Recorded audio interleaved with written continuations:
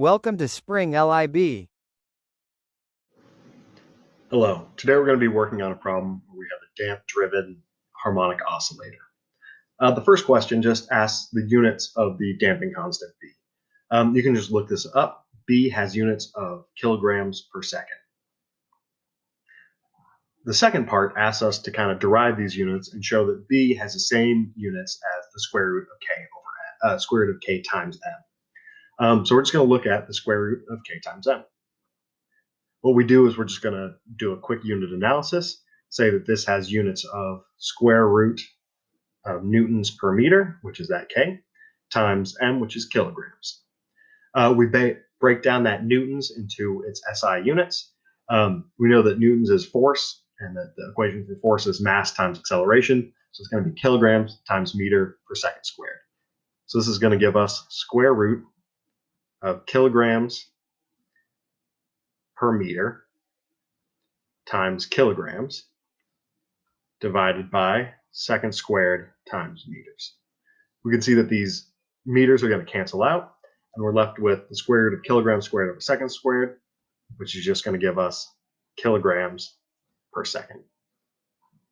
So we can see that that's the unit analysis that shows us that the square root of Km is going to be equal to, or at least the units are going to be equal to B. Cool. Part C is asking us about the amplitude that we're going to be looking at. So the amplitude, we've got an expression for the amplitude of a damp-driven harmonic oscillator.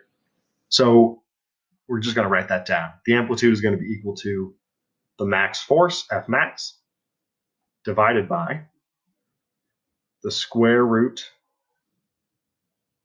of K minus mass times the angular frequency squared plus B squared times that angular frequency squared. In this case, we're given that this WD is going to be equal to the square root of K over M. So when we look at that, this amplitude equation simplifies greatly. We can say that the amplitude is going to be equal to the max force divided by B times the square root of K over M.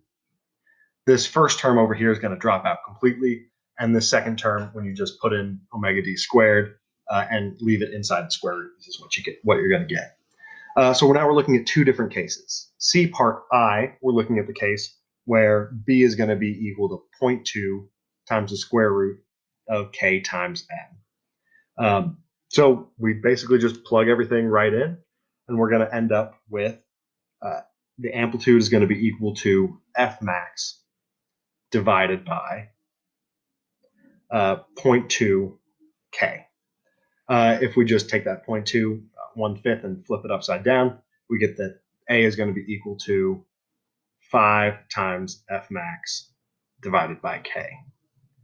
Part 2, we're asked to look at the case where B is equal to 0.4 times the square root of Km. Again, we just plug that in, and we see that A is going to be equal to F max divided by 0.4 times K. We flip it around and we see that that's going to be 5 halves times F max divided by K. Thank you, and I hope this helped you learn.